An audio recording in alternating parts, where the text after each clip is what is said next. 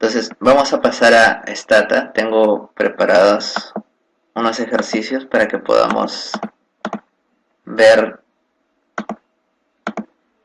el análisis de supervivencia como tal. Bien, bueno, ustedes ya conocen Stata. Yo voy a retirar estas ventanas, no las suelo usar. Probablemente en clases anteriores les han dicho para qué sirven, pero yo no las suelo usar. Bien, entonces tenemos el análisis de supervivencia, tenemos nuestro archivo de trabajo. Vamos a usar una base de datos que puede ser obtenida de internet. Esto para que ustedes puedan practicarlo, ¿sí? El comando webuse y el nombre de la base de datos rat nos dará una base de datos de un estudio que se hizo en ratones, bueno, en ratas, ¿sí? A las cuales se les aplicó cierto tratamiento,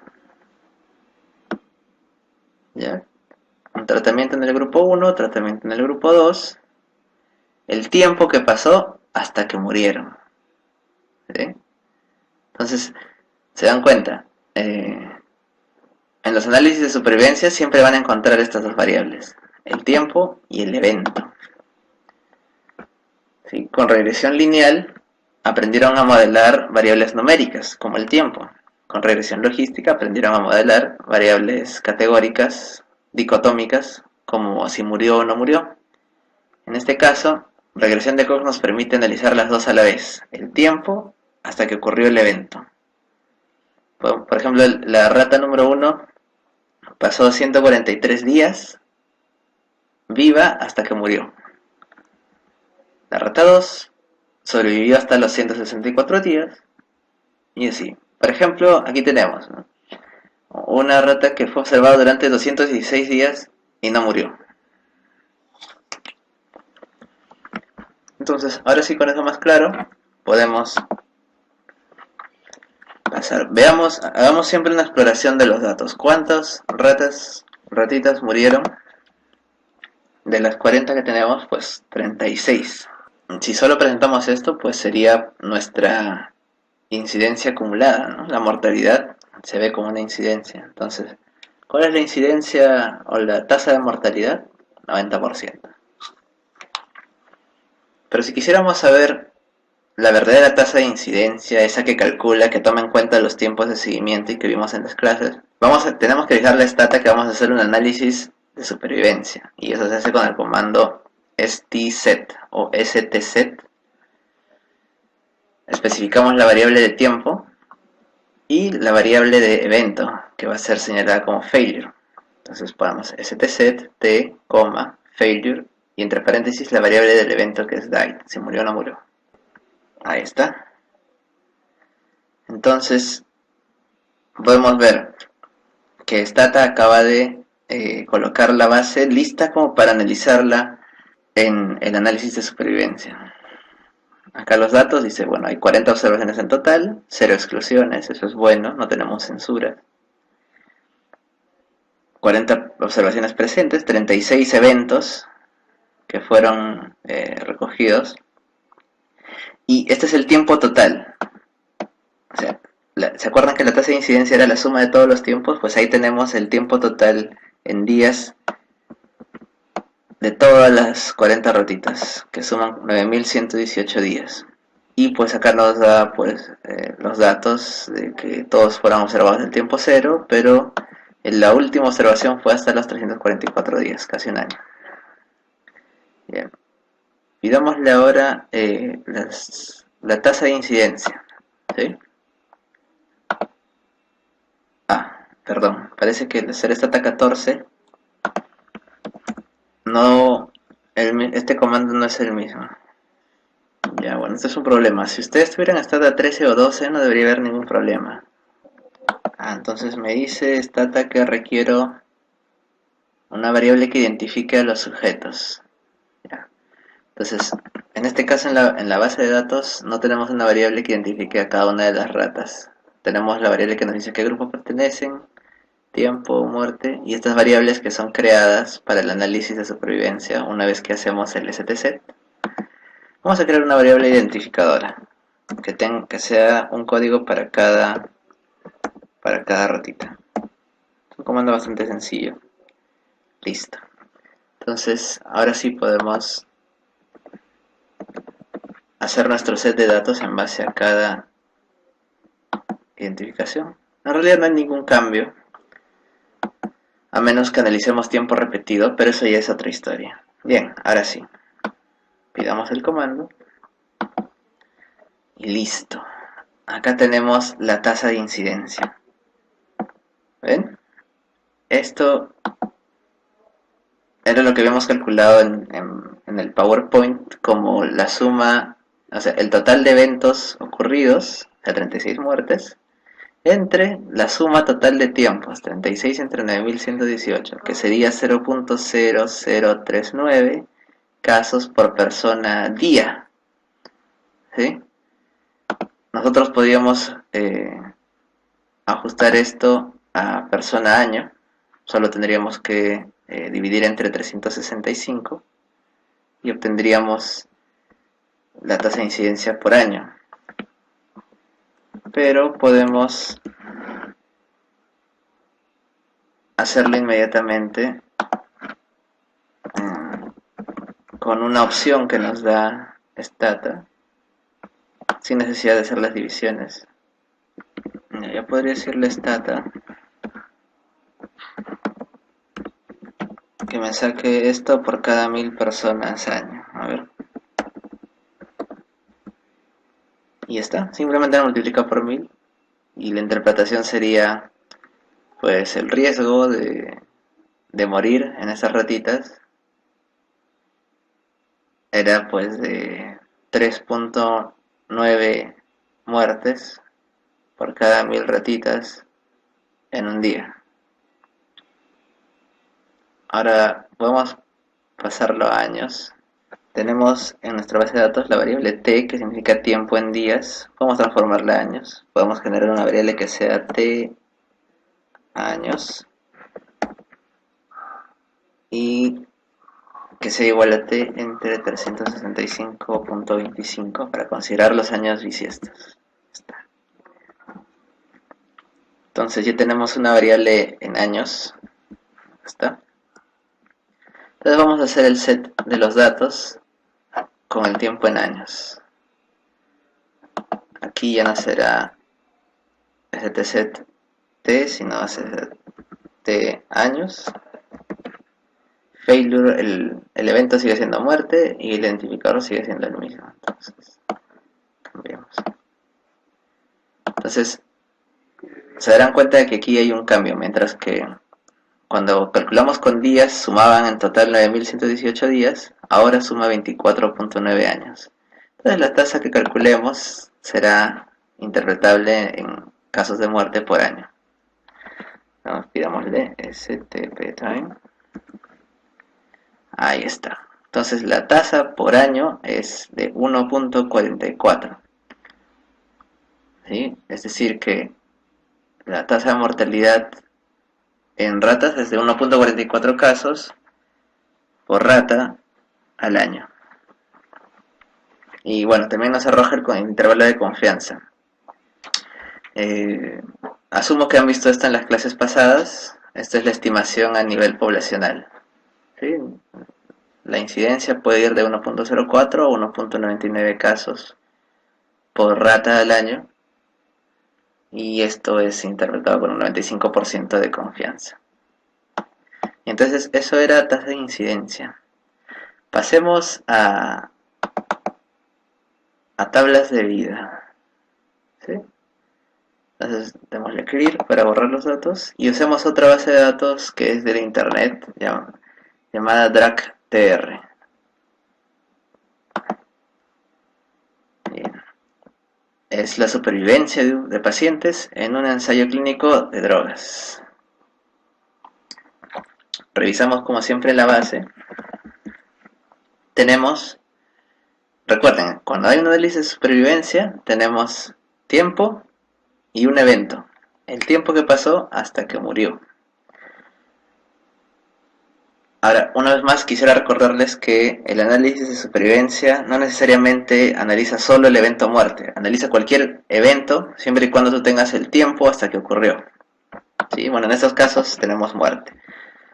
Tenemos la droga, si 0 si no tomó la droga o 1 si tomó la droga. Creo que 0 es el placebo. Tenemos la edad del paciente y estas variables que normalmente aparecen cuando haces un set de datos para tiempo. Entonces, hagamos ese set, situemos a la base como para un análisis de supervivencia. De nuevo usamos el comando stset. Nuestra variable que determina el tiempo se llama studyTime y la variable que determina el evento es died. Entonces le damos la opción failure died. Ahí está. Tenemos 48 observaciones, 0 exclusiones, 31 eventos, 31 personas murieron en todo ese tiempo. Y el tiempo de seguimiento que suman todos los sujetos es de 744 meses. Veamos las tablas de vida. ¿Sí? Recuerden que las tablas de vida estimaban la supervivencia en un intervalo de tiempo. Ahora lo vamos a entender. Aquí está. De forma estándar, Stata calcula intervalos con un espacio de 1. Por ejemplo, acá tenemos entre el mes 1 y el mes 2 habían 48 personas y murieron 2. Ninguna fue censurada ni perdida. Pues 2 muertes de 48 sujetos representan más o menos 5% de muertes. Por lo tanto, la supervivencia será de 95%. ¿Sí? Lo bueno de las tablas de vida es que además nos permiten calcular, en Stata nos permite calcular el intervalo de confianza. Entonces, la probabilidad de supervivencia es de 95% en la muestra, pero en la población la probabilidad puede rayar entre el 84% hasta el 98%. Luego vemos más abajo, dado que ya tuvimos 2 muertes, ahora tenemos 46 sujetos restantes. Y en el intervalo del mes 2 al mes 3 ocurrió un evento, lo cual hace disminuir la supervivencia. Recuerden, conversamos en las clases, la supervivencia siempre disminuye y aquí está demostrado. Ahora, la probabilidad de sobrevivir en el mes 2, entre el mes 2 y el 3 es de 93%. Conforme va pasando el tiempo, van ocurriendo más eventos, más y más eventos, y tenemos que entre el mes 39 y el mes 40, que ya son los últimos meses de observación, nos quedaba un sujeto. No tuvo el evento. Entonces, ahí la probabilidad de sobrevivencia es que queda es no tuvo el evento, pero este mismo sujeto se perdió en el seguimiento. Por lo tanto, la probabilidad es de 18% de sobrevivir y ahí terminamos. Ahora, ¿qué pasó aquí? En la base de datos de ratones no teníamos ninguna censura, pero acá sí. Tenemos muertes y pérdidas. ¿Sí? Veamos cómo se maneja eso en tablas de vida. Como habíamos visto en la clase, las pérdidas afectan el cálculo de la supervivencia. Digamos que aquí tenemos 40 sujetos que aún no han muerto. 2 murieron, pero en ese mismo intervalo de tiempo, en el mes 6 y el 7, un sujeto se perdió. Entonces, eso va a afectar el cálculo de esta sobrevivencia. Pueden revisar los textos de epidemiología de Gortys u otro para ver cómo es el cálculo. En realidad es bastante sencillo. Una vez que calculas la proporción de muertes y sacas el complemento para sacar la proporción de supervivencia, esto lo ajustas por las pérdidas. Le quitas, asumes que este sujeto solo está afectando la mitad del tiempo, así que restas la probabilidad menos esto entre 2 y nos da esto. Más detalles en cualquier libro de epidemiología, pueden buscarlo en internet, en todos lados, pero eso es para señalarles que las pérdidas afectan. Acá en este caso, por ejemplo, nos quedaban 6 sujetos en el mes 32 al 33. no hubo ningún evento, es decir, si nadie murió, pues la probabilidad de supervivencia no debería verse afectada. Entonces veamos, no hubo ningún evento, pero sí se perdieron dos sujetos. Como no hubo ningún evento, entonces la mortalidad sería cero. Y el cálculo no varía, ¿sí? En el tiempo 28-29 la probabilidad todavía era de sobrevivir debería 25%, como no ocurre ningún evento al mes siguiente, la probabilidad sigue siendo la misma. La probabilidad cambiará cuando encontremos un evento. ¿Sí? Cuando ahora nos quedan 4 sujetos, ocurre un evento y ahora la probabilidad bajó. Ahora la probabilidad de sobrevivir hasta el mes 34 es de 18%. ¿Sí? Bien. ¿Y por qué no llegamos a cero? Porque bueno, no todos murieron. Si hubieran muerto todos, sí hubiéramos llegado a probabilidad de sobrevivir cero. Pero creo que aquí ocurrieron solo 31 casos de 48. Entonces, esta es la estimación de la supervivencia según tablas de vida. Ahora veamos, nosotros podemos manipular el cálculo de las tablas de vida en los intervalos que nosotros deseemos. Aquí les pongo un ejemplo. ¿Qué pasa si observo por año? ¿Sí? Entonces el intervalo será de 0 a 12 meses, 12 a 24, 24 a 36 y hasta 48. Entonces miren cómo varía bastante el cálculo.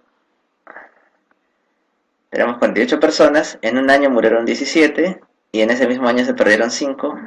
La probabilidad de supervivencia es de 62%. En el año 2 nos quedan 26 sujetos, murieron 10, se perdieron 5 de nuevo. Nos queda una probabilidad de sobrevivencia de 35.9%. Año 3, quedan 11 sujetos, murieron 4, sobrevivieron 6, probabilidad de sobrevivir 17%, casi 18%. En el cuarto año nos quedaba un sujeto, en ese año nadie más murió, ese único sujeto no murió, pero se perdió. Bueno, no sabemos qué pasó con él, la probabilidad de supervivencia es la misma.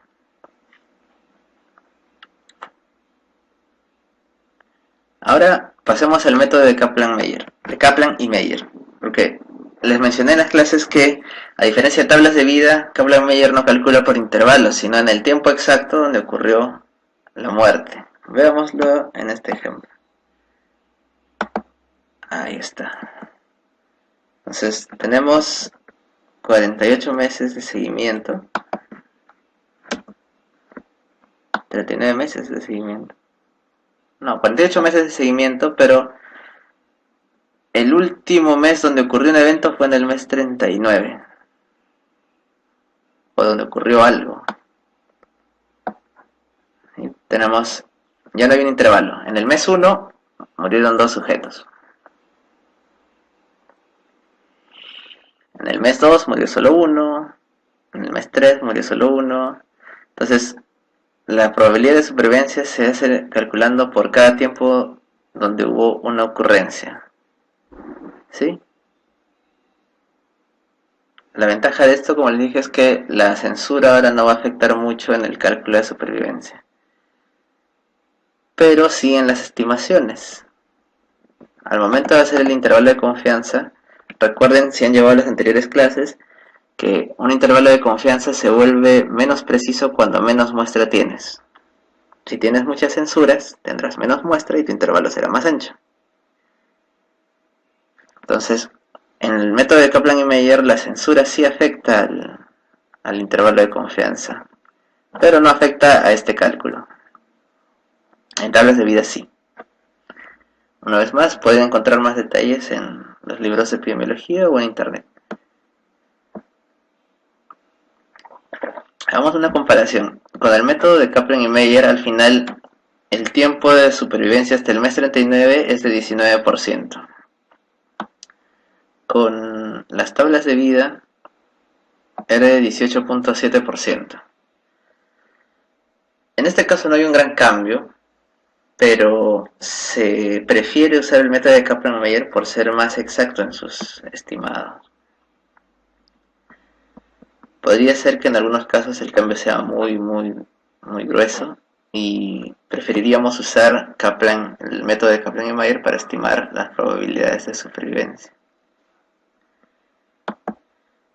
También podemos hacer un cálculo de supervivencia por grupos. En esta base de datos tenemos a gente que tomó placebo y gente que tomó el tratamiento, el medicamento a probar. Entonces, podríamos pedirle a Stata que nos haga una tabla de Kaplan y Meier por cada grupo. Ahí está. Nos interesa esto en la medida en que cuántos sobrevivieron y cuántos no sobrevivieron. Cuando la persona tomó placebo, la última observación fue en el mes 23 y las 20 personas murieron. La probabilidad de supervivencia hasta ese tiempo fue 0. ¿Sí? Porque todos murieron.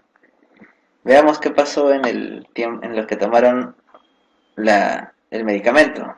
Ellos fueron seguidos desde el tiempo 39 y su probabilidad de supervivencia hasta el mes 39 fue de 34%. O sea, parece que está en mucho mejor forma que alguien que tomó placebo. Podemos coger en el tiempo 23, la probabilidad era de sobrevivir era 64%, mientras que si tomabas placebo tu probabilidad ya era 0, ya todos habían muerto. Entonces, esta es una de las utilidades también de poder comparar. Ahorita estamos haciendo comparaciones bastante gruesas, solo de vista, con cálculos descriptivos. También podemos hacer esta comparación a través de gráficos, el famoso gráfico de Kaplan y Meier, que nos va a representar esto, pero en dos ejes, X y Y, que señalan el tiempo de supervivencia y la función de supervivencia. Vamos a ver. Primero, veamos un gráfico.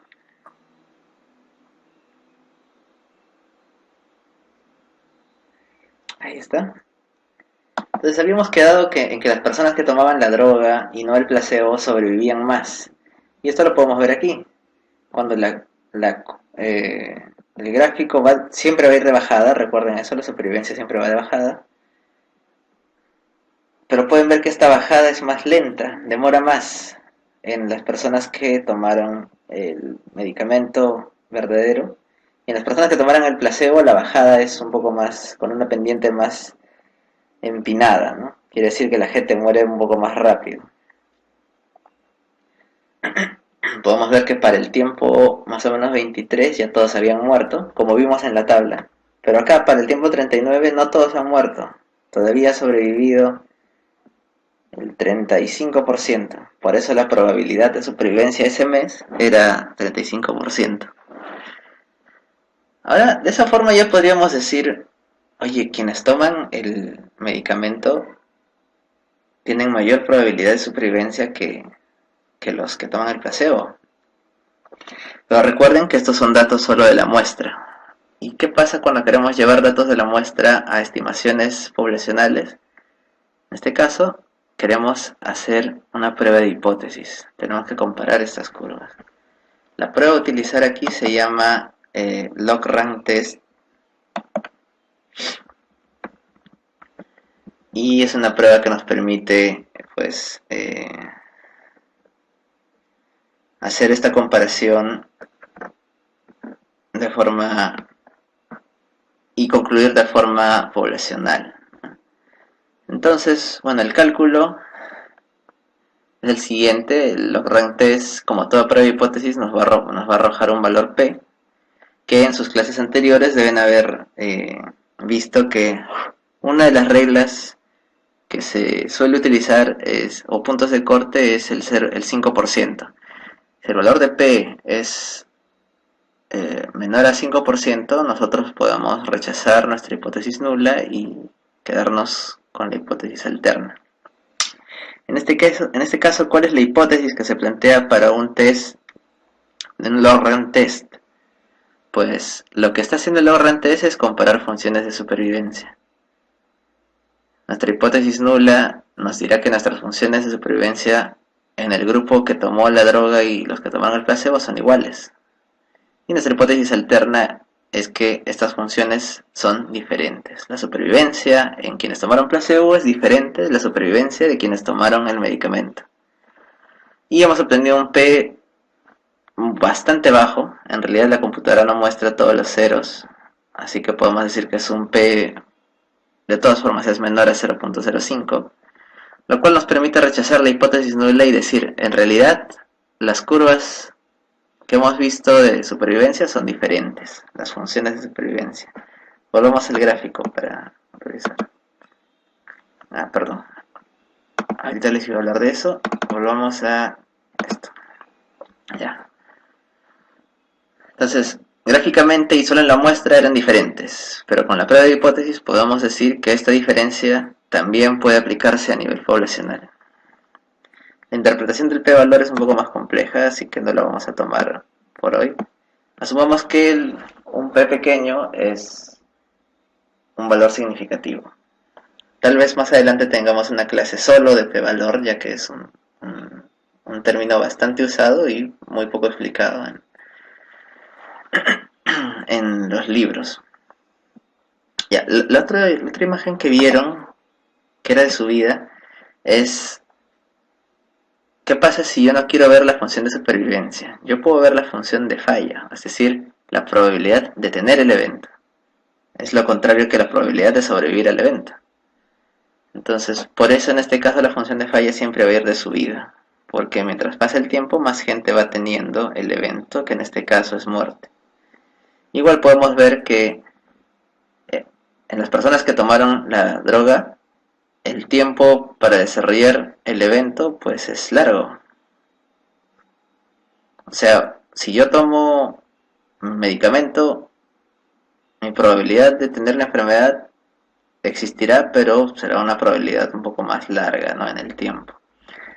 Si tomo el placebo, mi probabilidad de tener el evento, o sea, de morir, es bastante corta en el tiempo, ¿no? Al final todos llegan a morir el 100%, por eso la curva llega hasta 1. Ya está. También podemos ver esto con la base de prueba de ratas. De nuevo, pongamos clear para volver a la base de ratas. Y también hagámosle el análisis de supervivencia. Antes hicimos solo incidencias, veamos. Hacemos el set de datos con stset. Veamos el gráfico primero, en general. Este es el gráfico en general. No estamos dividiendo por grupos. Al principio todos estaban vivos y se mantuvieron vivos hasta aproximadamente los 150 días, puede ser. A partir de ese tiempo empezaron a haber eventos de muerte. Empezaron a morir las ratitas. Hasta que llegó un momento en que casi todas murieron. No todas, pero casi todas. ¿Sí? Si no, esto llegaría hasta 0. Ya, entonces veamos. Estas ratitas estaban en distintos grupos. El problema es que esta base no nos especifica qué grupos son. Podríamos asumir que también es que se ha probado un medicamento en estas ratas y cuántas murieron y cuántas no. Entonces, dividámosla por grupo, por el grupo al que pertenecía. Ajá. Mientras que en el otro caso la diferencia era muy clara, acá podríamos tener muchas dudas. ¿Qué grupo es mejor? ¿El grupo que tomó un medicamento o el grupo que no tomó nada? ¿O grupo 2 contra grupo 1? ¿Quién sobrevive más? ¿Los que están en el grupo 2 o en el grupo 1? Gráficamente ahora está muy cuestionable, ¿no? Algunos podrían decir, no, los del grupo 2 sobreviven más. Sí, porque la curva está más a la derecha, llega un poco más lejos, las ratitas de este grupo demoran más en morir, pero no podemos ignorar esta primera parte, que tanto el grupo 2 como el grupo 1 sobrevivieron hasta el tiempo 150, Y de hecho, aquí hay una pelea. A veces parece que el grupo azul sobrevive más, pero de repente hay una fuerte caída, una fuerte cantidad de eventos que ocurran, varias muertes y cae. Mientras que el grupo rojo que estaba muriendo primero, de repente tuvo un periodo de meseta donde nadie murió. De nuevo volvió a haber una caída y se aproximó bastante el azul. Entonces está muy muy difícil de concluir solo con el gráfico, ¿no? O sea, yo no me arriesgaría a decir que son diferentes, porque acuérdense, estos son datos de la muestra. ¿Cómo será en la población? Parece que está el comando. Podemos usar la opción para pedir intervalos de confianza. Entonces, si recuerdan sus clases de intervalos de confianza, ahí tenemos los datos que podrían ocurrir a nivel poblacional. Y pues cuando cruzamos intervalos de confianza podemos ver que las curvas son prácticamente iguales, están bastante cruzadas una encima de otra. Entonces es probable que la probabilidad de supervivencia en un grupo o en otro no sean diferentes. Hagamos la prueba de hipótesis para comprobarlo.